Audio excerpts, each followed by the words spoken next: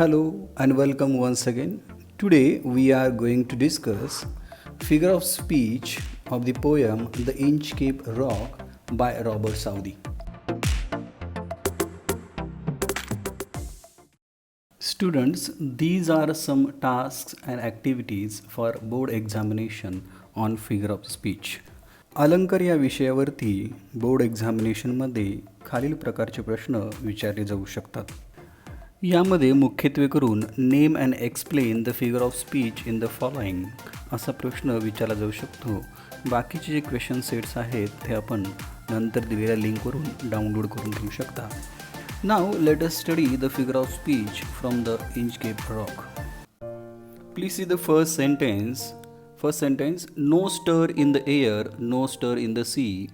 Answer आहे repetition. The word no stir is repeated here pleasingly. पुनरावृत्ती अलंकार आहे कारण की नो स्टर हे रिपीट झालेलं आहे. Second example, the ship was as steel as she could be. दोन आन्सर्स आहेत. फर्स्ट आहे सिमिली. रिझन पा, the indirect comparison is made here.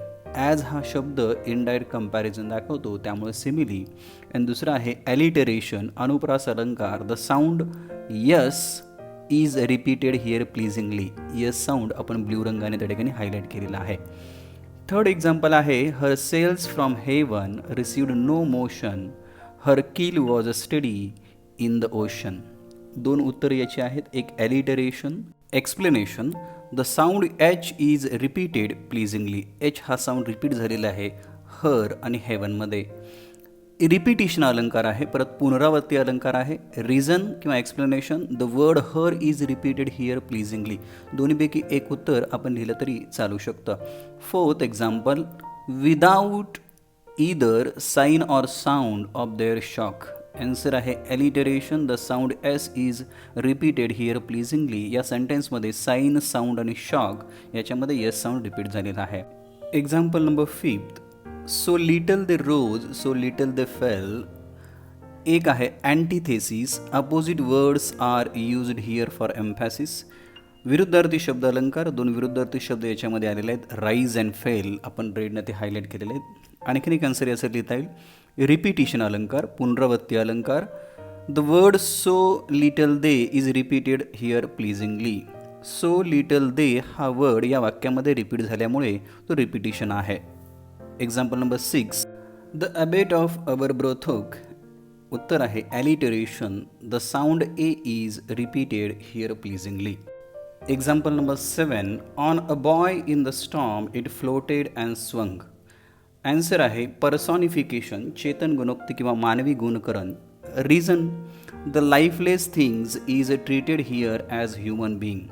या उदाहरणामध्ये निर्जीव घटकास सजीवांच्या प्रमाणे दाखवलेला आहे. म्हणजे बॉय हे समुद्रामधलं दिशा दाखवणारं यंत्र आहे. ते झुलत आहे किंवा पोहत आहे.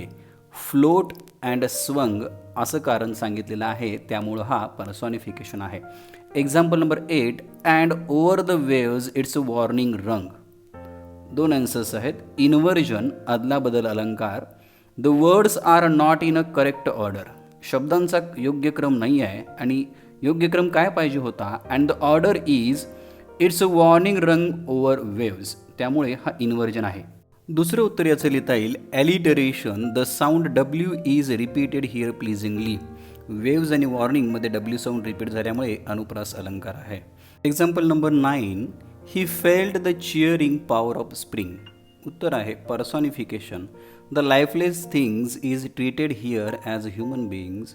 निर्जीव घटकांना सजीवप्रमाणे दाखवलेलं आहे. Springs cannot cheer but human are able to cheer. वसंत ऋतू हा कधी आनंद व्यक्त करत नाही तर माणसं आनंद व्यक्त करतात.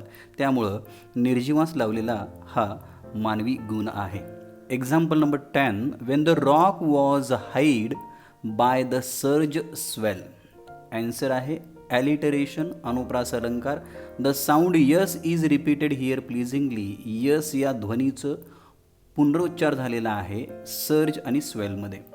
Example number 11, the sun in heaven was shining gay, all things were joyful on the day. Answer आहे पर्सॉनिफिकेशन, चेतन गुणोक्ती किंवा मानवी गुणकरण. रिझन पहा, the lifeless things is treated as human beings. Sun and all things आपण ॲरोच्या मार्फत दाखवलेलं आहे. Shows as happy and joyful. सूर्य आणि इतर सगळे घटक हे अत्यंत आनंदी आणि उत्साही आहेत. हा मानवाचा गुण त्यांना लावलेला आहे. Example number 12. The sea birds screamed as they wheeled around. Answer आहे ॲलिटरेशन.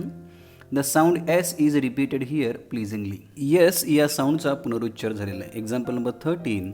Sir Ralph the Rover walked his deck. Answer आहे ॲलिटरेशन.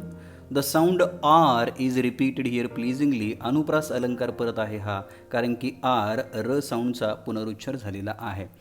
Example number 14. He steers his course of Scotland shore. Alliteration. The sound S is repeated here pleasingly. S या ध्वनीची पुनरावृत्ती झाल्यामुळे alliteration अनुप्रास अलंकार. Example number 15. The wind hath blown a gale all day. At evening it hath died away. Answer आहे personification, मानवी गुणकरण. The lifeless things are treated here as human beings. निर्जीव घटकांना सजीवप्रमाणे दाखवलेलं आहे. Wind or gale cannot dye as a living things. या ठिकाणी वारा हा संध्याकाळी मेलेला आहे असं सांगितलेलं आहे, त्यामुळं हा मानवी गुणकरण. Example number 16. His heart was mirthful to excess but the rover's mirth was wickedness. Answer पहा, रिपिटिशन, पुनरावृत्ती अलंकार. The word mirth are repeated here pleasingly. या ठिकाणी शब्दाची पुनरावृत्ती, मर्थ या शब्दाची पुनरावृत्ती झाल्यामुळे तो रिपिटिशन अलंकार आहे. Example number 17. Down sunk the bell was a gargling sound.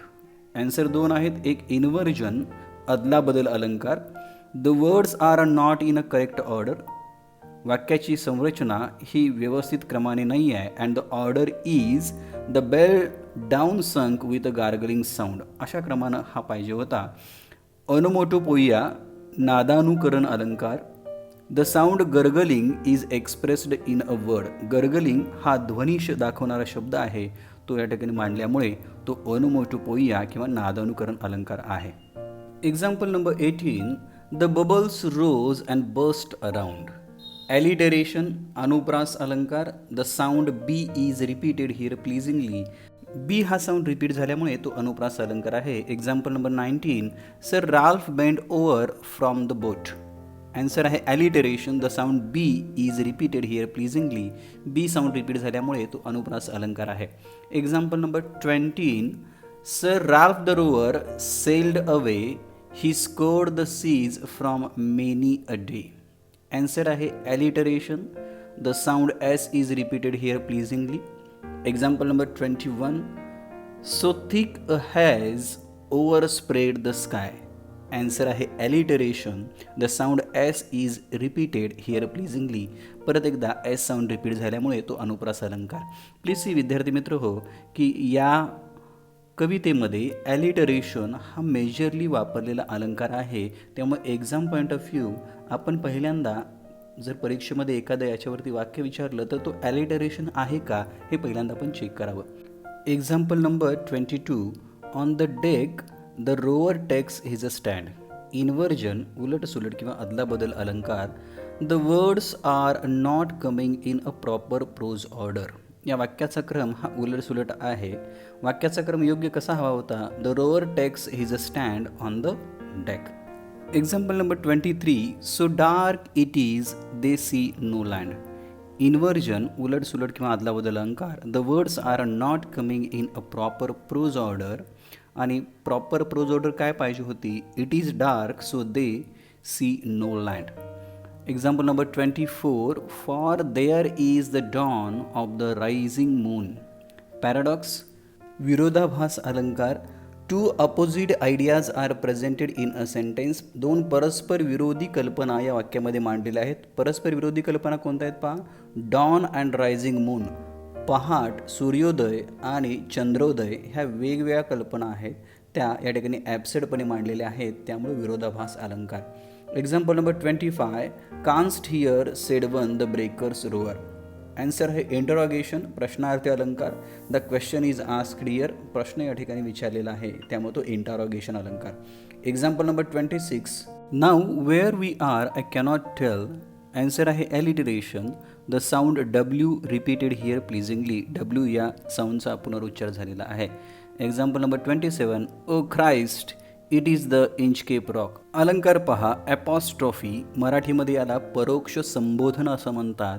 म्हणजे एखादा शब्द किंवा अक्षर गाळला आणि त्याच्या शेवटी जर उद्गारवाचक चिन्ह आलं तर त्याला परोक्ष संबोधन असं म्हटलं जातं.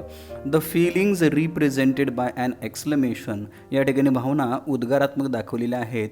आपण परीक्षेमध्ये हा एक अपवादात्मक अलंकार आहे त्यामुळं अलंकाराचं वाक्य लक्षात ठेवावं. Example number 28. Till the vessel strikes with a shivering shock. Answer आहे alliteration. The sound S repeated here pleasingly. अनुप्रास अलंकार आहे. एस या साऊंडची पुनरावृत्ती झालेली आहे. Example number 29. Sir Ralph the rover tore his hair. Alliteration, अनुप्रास अलंकार. The sound H is repeated here pleasingly. His हेअरमध्ये एच हा साऊंड रिपीट झालेला आहे. Example number 30. But I wish I could here the Inchcape bell.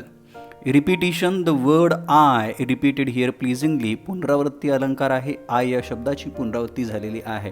And last example 31. The devil below was ringing his knell. Answer आहे metaphor, रूपक अलंकार. The comparison of two different things are implied. दोन गोष्टींना अप्रत्यक्षरित्या तुलना केलेली आहे. आता अप्रत्यक्ष तुलना कोणामध्ये केलेली आहे पहा, उपमा आणि उपमेय. Devil is implicitly compared with death. जो राक्षस आहे किंवा राक्षसी प्रवृत्ती आहे त्याची मृत्यूबरोबर अप्रत्यक्ष तुलना करताना या ठिकाणी दिसते. विद्यार्थ्यांनी ही एक्झाम्पल नोट डाऊन करून घ्यायची आहेत आणि परत एकदा कवितेचा अभ्यास करत असताना एखादं वाक्य कुठल्या अलंकाराचं आहे याचा आपण स्वतः अभ्यास करणं हे सुद्धा महत्त्वाचं आहे. प्रत्येक अलंकाराचं वाक्य आपण पाठ करू शकत नाही, त्यामुळं बेसिक अलंकाराच्या जे कन्सेप्ट्स आहेत त्या कन्सेप्ट्स आपण समजून घेण्याचा प्रयत्न करा. फिगर ऑफ स्पीचचे एक्झाम्पल तुम्हाला या कवितेवरची लक्षात आलेली असतीलच. यानंतर आपण या कवितेचं ॲप्रिशिएशन बघणार आहे जे एक्झाममध्ये 4 मार्क्ससाठी विचारलं जातं. जर काही क्वेरीज किंवा शंका असतील तर या व्हिडिओच्या शेवटी डिस्क्रिप्शनमध्ये आपण लिंक देणार आहोत, त्यामुळे परत हा व्हिडिओ आपण यूट्यूबवरती पाहू शकता. So thank you very much. Once again. Please like, share and subscribe.